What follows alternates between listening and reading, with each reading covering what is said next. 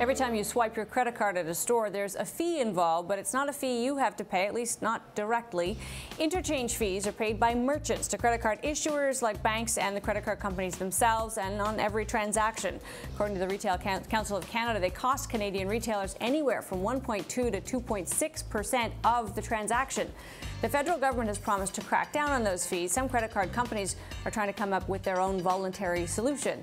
In a recent op-ed in the Globe and Mail, MasterCard Canada President Betty DeVita wrote, "Voluntary action means government and the payment sector avoid potentially costly and disastrous regulation, which is more likely to harm consumers than benefit them." We're still waiting to see exactly what Ottawa plans to do to address the fees. Karl Littler is Vice President at the Retail Council of Canada. Great to have you here. Thank you. We know that they're going to do something, and they've been clear that they want to take it on. We've seen other jurisdictions take it on, including Australia. Is there a preferred way to deal with this? If something's going to have to give, and I think it's clear all around that something's going to, is there some solution that has worked elsewhere that we should be looking to? Well, there's a bunch of different models, Amanda. In some cases, there's been consent orders in various countries around the world. So at the 11th hour, after grudgingly opposing reductions, that the networks have come to the table, and they've done so voluntarily.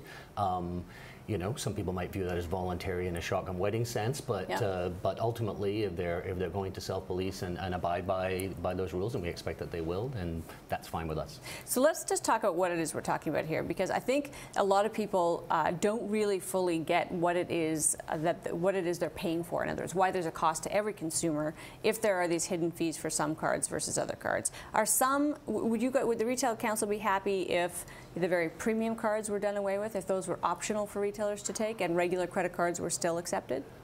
We've not focused so much on this sort of discrimination between cards, and in fact the networks require that you accept every card in their offering. Our issue is frankly the overall cost has been driven up by the profusion of premium cards and now super premium cards in the mix, and that's clearly having a big effect. It's $5 billion in total fees for us, of which interchange, the biggest portion, is about $4 billion a year. So it's a lot of money that Canadian consumers are bearing in higher prices. And so in higher prices, the cost of these fees, if I'm a retailer and I have to charge 2.5% on your transaction, I can't just say to you, by the way, I'm going to up the price of that good 2.5% so that I'm made whole. I'm going to do it gradually across all kinds of products and for all kinds of consumers. Do we know what that adds up to? Is it exactly equal to the fees that are being paid? Well, I don't think anybody can give you an absolute dollar for dollar measure, but there's no question that every competent body that's looked at this has said higher interchange fees drive up consumer prices, lower interchange fees bring consumer prices down. I mean, interchange fees are just another cost of doing business, like labor or, or utilities or what have you. Sure. And inevitably, as they go up, they tend to have an impact on prices that's driving them upwards. So from the credit card company's point of view, this is a lucrative piece of their business. Do we know how lucrative? I mean, they would say, I presume, that they, their very premium loyalty cards are expensive because they pay it out in loyalty rewards. Is that an accurate kind of transaction view of the way the transaction works? Well, actually, there's another player in the mix. The credit cards do make some money on this. There is a network fee, but actually most of this money goes to cardholders' banks.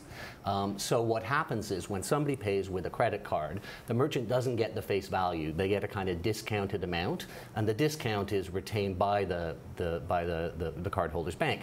The bank then pays out a certain amount of it in rewards. They won't say how much, but in Europe it's judged to be as little as 25%. They retain the rest. It's actually a very very line of business for banks, even more than it is for credit card companies. So that comes around to my next question, which is who stands to lose from any big change in this fee structure? Are the banks the very first in line of who would lose money on if we do reduce these fees? Proportionally, it's obviously going to be the largest haircut is going to be taken by the banks. Bear in mind that this has been an incredible, lucrative line of business, very much a growth line for them over a number of years. So, we're not talking about something that that they can't absorb. But yes, that's the case. They're the principal beneficiaries of interchange, so they're going to be the principal affected party. We've only got about 40 seconds here, but if you had to guess what the government is going to come down with, what's your sense of what approach they might take here? Well, just to be clear, I do not have specific knowledge of that. I've been very careful about it. I think that they may take a page from some other models, which is having a kind of a benchmark and having to keep the average across their portfolios at below a certain benchmark level. And of course, it's not only the savings from that that reduction, but it's also all the savings from, frankly, that would have been the case had we not averted this problem. So. All right, Karl, thanks. Thank you very much. Karl Littler is Vice President of Provincial Government Relations and Strategic Issues at the Retail Council of Canada.